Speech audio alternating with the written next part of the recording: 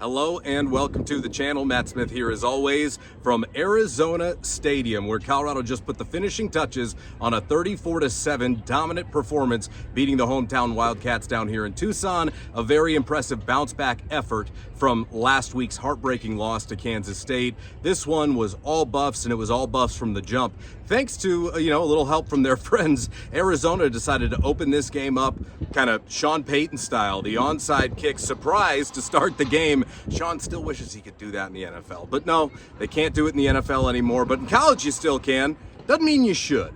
And Arizona definitely should have thought otherwise of that decision. Not very wise to give a short field right away to this dynamic of an offense with the best quarterback in the country. Bad decision. It burned them. Okay, now look, we can always play the what if game. What if they recovered? They didn't. Now remember this from the Broncos 2 years ago all too well. They didn't. Dumb idea. You gave Shedeur a short field. The Buffs scored, and they got a fast start. Like I said, with a little help from their friends on the other sideline. That was very important because slow starts have been an issue for this Buffs team. And look, to get that 7-0 lead to start this thing, you feel, oh well, it's a lucky break. You don't apologize for those. You want to give us a short field? Sure, we'll take it, right? And they went and they converted, which was important. And today I felt like they converted on most of their big opportunities, right? It was another three-phase performance, I felt like, from Colorado, offensively, defensively, special teams. I thought everybody contributed. I thought it was probably, outside of the UCF game, their most dominant win of the Coach Prime era. This one was really impressive. It was. This is an Arizona team that at 3-3 entering the game, having lost their last two, should have been motivated. They should have been desperate, but they started to have some real problems pop up in the last couple of weeks, and they just could not get any offensive rhythm generated whatsoever today, which had a lot to do with Colorado's defense. The pass rush. How about 7 sacks for the Buffs? Arizona just had 6 all season in 6 games heading into this one. Colorado more than, matched that total, okay? One more than their season total allowed, which, for the Buffs, where the pass rush kind of started slow to start this season, Sam Okunlola, BJ Green, right? You even see some of those interior guys getting in the mix. And a new face. Well, a new face to the field. Keaton Wade, brother of Destin Wade, the Kentucky transfers. Keaton had a metatarsal injury in his foot. I think he said 5th metatarsal injury that he's been dealing with. Well, healthy now and clearly putting in the work in practice, and came out with 2 huge sacks today, I'm pretty sure, at the end of the day. If it wasn't a sack, it was a sack and a TFL. But either way, I thought he played really well, and just another addition to that edge group for Colorado. And Deion Hayes, Deion has not been back ever since he got hurt. I don't know what his status is really for the rest of the year, but you needed somebody else to step up, and here comes Keaton Wade. Just another example of Colorado's improved depth in 2024 over last year, right? At almost every position. So you get those contributions defensively, your pass rush gets home, and they limited what Arizona did on the ground. Outside of Noah Fafita scrambling for a few, that was their most dominant rushes of the day. And when the play broke down, he made a play with his feet, and credit to him. But they held Teteroa McMillan down, right? McMillan didn't do much of anything. He might have had a couple of catches in this game. I'm not even sure, because he wasn't a storyline. And that's the key. We talked about it. They did not do a great job last week taking away what Kansas State does well.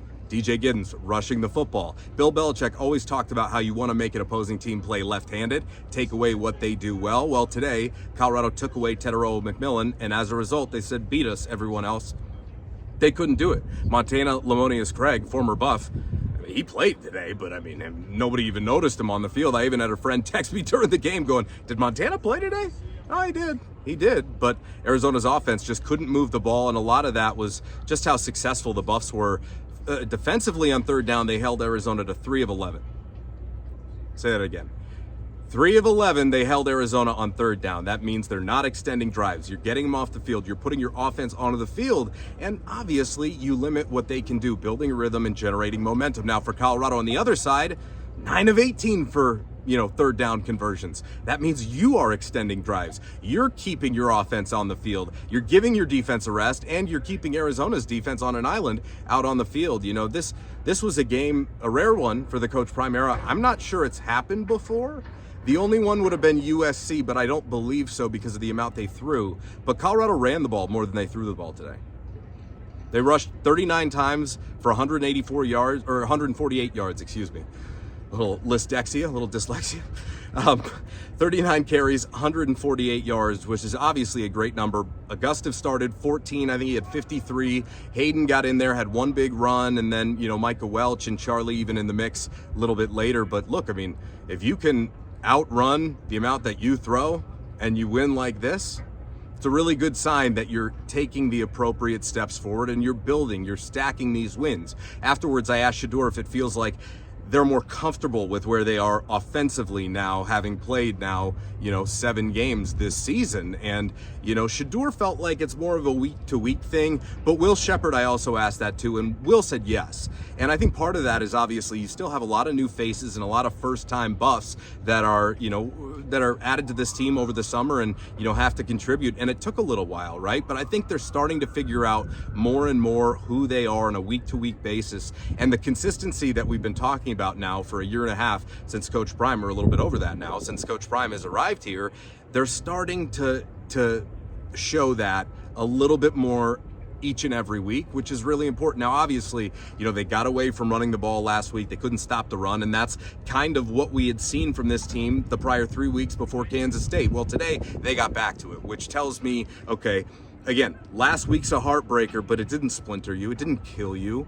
Everybody stuck together. Everybody understood that everything was still in front of them, and they came out here and they played that way today. I thought very disciplined overall. I think they still had 6 or 7 penalties, but Arizona almost had 100 yards in penalty yardage and maybe one, roughing the passer that I didn't agree with for the Buffs. But either that, penalty's not a story, and the story was this game was over at half. Okay, the story was it finishes 34-7, but probably should have been like 52-7. Okay, there were a couple of decisions in this one that were interesting, to say the least. And the first one is clearly 4th and 10 in the second quarter. CU went for it. 4th and 10 from Arizona's 30, which I don't think they have any issue with Mata kicking there. I just thought it was interesting, but maybe with the lead, they felt a little bit more comfortable to be a little bit more aggressive and try and punch it in. It ends up working out because Arizona on a 4th down after a timeout came up and singled up Travis. And Travis with a huge catch on 4th down probably ends up being his biggest play of the day. He did have 3 opportunities at touchdowns. Travis coming into this one didn't practice all week long. I noticed that from the well-off, but I wanted to ask Coach Prime afterwards, and he confirmed that. He did not practice, and obviously they're not worried about Travis, but it speaks to how much he's trying to grind to be out there, and it speaks to his ability and his toughness that he doesn't have to practice. He can still show up and make an impact. Now, as Coach Prime brought up, right, there's a first quarter kind of fade route to the back pylon that's, a perfect ball from Shedeur, and Travis just couldn't quite extend up to haul it in, and Coach Prime afterwards said that was when he knew that he wasn't himself, and he kind of went up to him, and Travis was like, I'm fine, and eventually they figured out to kind of take him out of there. And I thought that it was the first one where he's kind of reaching and going back and it kind of just goes through his hands. I think he might have landed on his shoulder on that one. And then it was, another throw into the end zone in the second quarter that he kind of dove laid out for. I don't know. He didn't look right after that. He was icing his hand heading into the locker room. He didn't even dress. Coach Prime talked about how it was cautionary, and certainly how he felt like, well, look, maybe Travis wasn't 100% to come back to this game.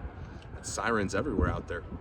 Either way, he did make an impact when he was out there, and he clearly tried to play banged up, and hopefully for them and for Travis, he can heal up a little bit because they need him moving forward. What they do with Travis for the Cincinnati game, I'm not exactly sure, okay, because next week it's another home game, an 8 o'clock kickoff, and if Travis is like this right now, if you were to hypothetically sit him in that game, then you give him 3 weeks off because they got the bye week after that. So more or less, he gets 3 weeks off, really. When you kind of think about it, because he only played a half today, and, they don't play until the end of that, 3rd week, I guess. So I wonder what they do, because I don't know about the Heisman anymore. After only playing a half of 2 games, I think that's out the door. I do. I think for Travis, he would have had to been primarily healthy and in the majority of games. Now, he did play in the first half. If he dominates the back half of the year, then maybe. It doesn't mean that he's not the best player in the country, but you do have to have numbers for that. And I felt like even still, they played him today. I felt like the game plan was different. They definitely limited the snaps that he was out there, and obviously he was ailing a little bit. And, look, he's so valuable for the big goals that this team has for trying to win the Big 12 title and for trying to make a push for the college football playoff and to make a premier bowl game, right? That's a guy that you need healthy and on the field. And if you feel like heading into the Cincinnati game that he's going to be more of what you saw today, then a tough conversation might have to be had. Now, last year, you probably don't do that last year, but this year you can because of the depth you have at both corner and receiver. That depth showed up again today. I thought DJ McKinney, they kind of rotated looks on McMillan. McKinney was there, Hodge was there, Hunter was there, and Hood was there. And speaking of Colton Hood, another interception back-to-back weeks. And, you know, kind of sealed this one. He waved to the crowd goodbye, and that's a huge asset to have because with him in the lineup, you feel a little bit more comfortable, right? If you don't have Travis out there because you have another guy that you trust, and then obviously Carter Stoutmeyer playing in some of those dime and nickel situations, and he was out there as well today. Nice bounce back game excuse me, from Shiloh. We talked about that, and you know, he didn't have any blown plays today, and we knew he'd bounce back. I mean, he's shown us that he is above the performance that he put out onto the field last week. You just have to go do it because that was, you know, he was definitely rusty. And today, you know, he talked about after the game how Robert Livingston sent him on an early blitz and he tagged Fafita pretty good, and you know, that kind of got his confidence back just a little bit, kind of got him into the game. And I thought Colorado, by and large, their linebacking room did a much better job than they did last week. Hill Green, and I thought today was Levante Bentley's best game in a little while. I thought he was impactful today in many different areas. No really big explosions, big chunk plays. That's what Coach Prime talked about. You know, one of the most disappointing parts about last week's game was just the explosions that they allowed and the amount of chunk plays. And, you know, they did a great job holding down Arizona's offense today because, you know, Fafita and McMillan, I know they've struggled here, but that is one of the best quarterback wide receiver duos in the country. And it says a lot about Colorado's offense that they essentially held them out of the box score. I mean, McMillan wasn't a factor in this game whatsoever, and tons of credit has to go to Robert Livingston. I had somebody come up to me during the game and goes, "Wow, this Livingston's the real deal, huh?" And I said, "Seems that way. Seems that way." Everybody loves him. I mean, a great guy, and you know, big bounce back, not only for him today, but Pat Shurmur as well. Thought he did a great job with the quick game, was much more dialed in. Good job there. I really, really wanted to see that. We talked about it in the podcast. We talked about it last week. Tighter formations, get the ball out fast, drag, slants, give Shedeur an opportunity not to get hit, because you're not trying to set up 30-yard plays down the field. And they did that, and then they were able to open things up. And because they were just chipping away and playing chess, right? They said, fine, we'll play with you. You know, we got no problem with that. And they quick game, and they kind of nickeled and dimed them. And the offense, I thought, as a result, looked under control. And, you know, there's the one bad interception in the second quarter Shedeur throws on the 3rd and 11. The route is there. He's just late on that ball. You know, he knows it. Certainly he'll, or at least he will when he sees it on film. And then the second interception, that would be my like one coaching thing that I would pick apart. I don't know why they went for it on the 4th and 3 in the fourth quarter, I think it was. You know, I believe it was Shadeur's last drive. He throws the pick because he gets the ball batted down on 4th down. They're in field goal range, kick the field goal. I think the reason for that is because their offense kind of stalled out just a little bit in the second half, and they wanted to take some momentum, you know, kind of into Cincinnati, which I got no problem with. However, in that moment, I would have rather them just, you know, taken the 3 and been done with it there. But, you know, they didn't, and they were up enough to be able to, you know, experiment a little bit with that. Definitely saw, you know, some new guys, as Omarion Miller is now out for the year and Terrell Timmons didn't play. We don't have an official designation on him. As far as I know right now, he's just out indefinitely. Don't fall on me, camera. I'm watching you. Watch, a little windy out here in Tucson. But don't worry, my reflexes, I'll be all over it. And probably now that I said that, I'm going to let it fall.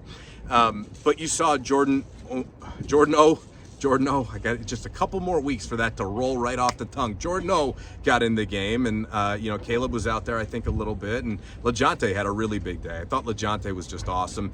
What he's done as a receiver this year has impressed, and he's lived up to the billing. And without Travis, the luxury of having Will Shepherd, where you got the big body, and having LaJonte, who's, you know, short area quickness, you kind of have both of those skill sets in two different guys. And Travis obviously has both of those skill sets. The point is that, you know, it's just a luxury for an offense like this to be able to have so many weapons offensively. And for Shedeur, like I said, you know, I think he was 23 of 33. How about only 250 yards today?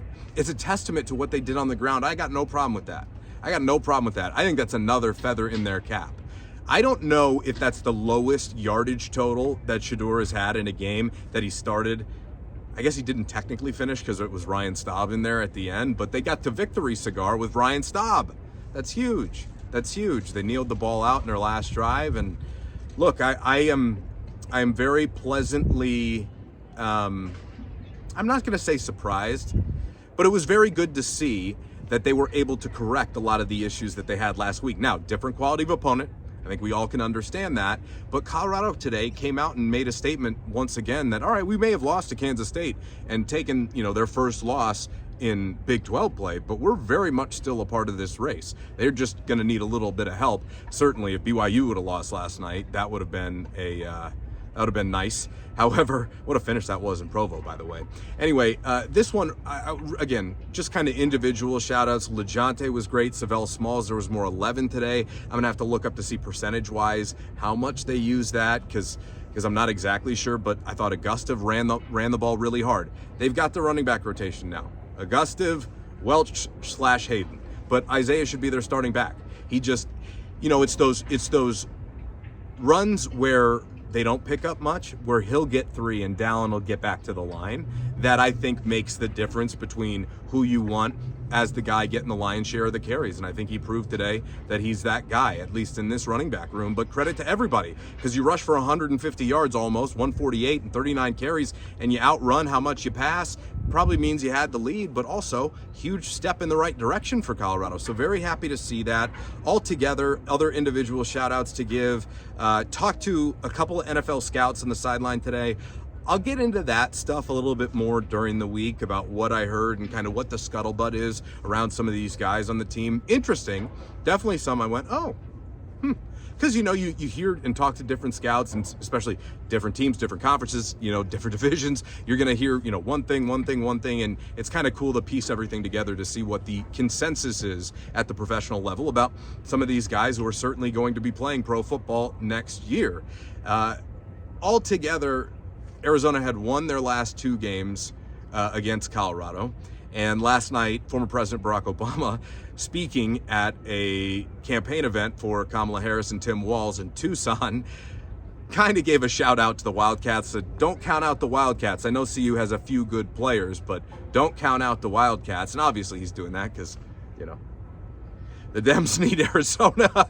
They definitely do. And I don't know how much, I don't know if it's going to matter how much they really pour into it, but obviously he's catering to the local crowd, and we all knew that. And, they got some ground to pick up in this state for sure with the upcoming election. But Coach Prime kind of called them out afterwards, said, come on, President Obama, thought you were my guy. He did it in jest a little bit, but definitely called them out. Thought that was entertaining. And kind of made some comment about that's why I don't do politics, or I don't know what he was saying. You can go back and watch the press conference for that. But I think, you kind of come away from this game just again, vindicated and encouraged by the progress that they continue to show on a week in, week out basis. And for the Buffs, that's the most important part, because it's about the consistency if you want to compete for a league title. And they certainly have a golden opportunity right now because they do control their own destiny. Now, you got a good Cincinnati team now coming in here, into Boulder next week. That is a different looking game than maybe the way it looked when the schedule came out, and maybe the Oklahoma State, the Kansas, right? And so Utah.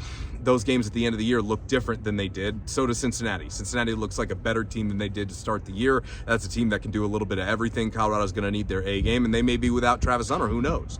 Jimmy Horn made his return. I thought he was good when he was involved. He just wasn't overly involved in the game plan tonight. He hasn't had a monster game since week 1 against North Dakota State, but we've talked about this. It's a consistent theme that it's going to be a different guy on a week-to-week basis, and you've got to be willing to sacrifice for the greater good, especially on a team that could accomplish something special, and this team certainly can. So, obviously you've got a lot of veterans in that room who know what time it is. They know what time it is, and Colorado right now is 5-2.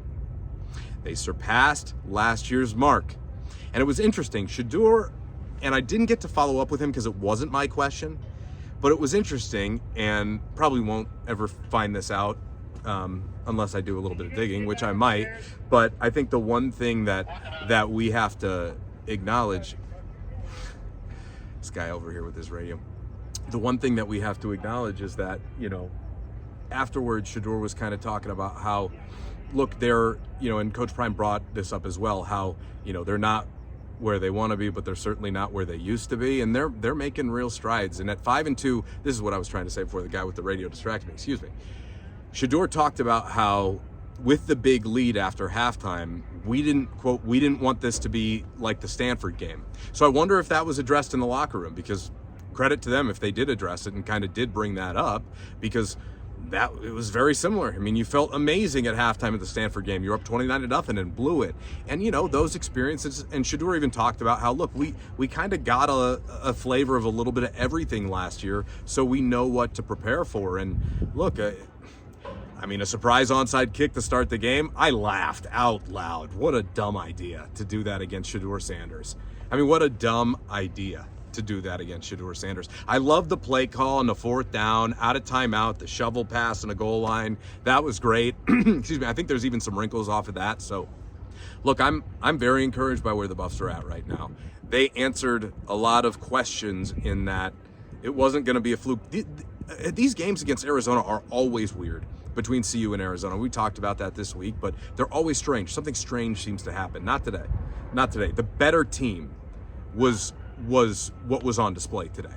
You could clearly tell which of the two is more ready, and it's Colorado. Now, obviously, Arizona's not the class of the Big 12. They're probably going to finish a middling team in the conference, quite frankly, but against middling teams, to go out and to dominate them and to leave meat on the bone, like I felt like Colorado did today, a couple of picks and the fumble.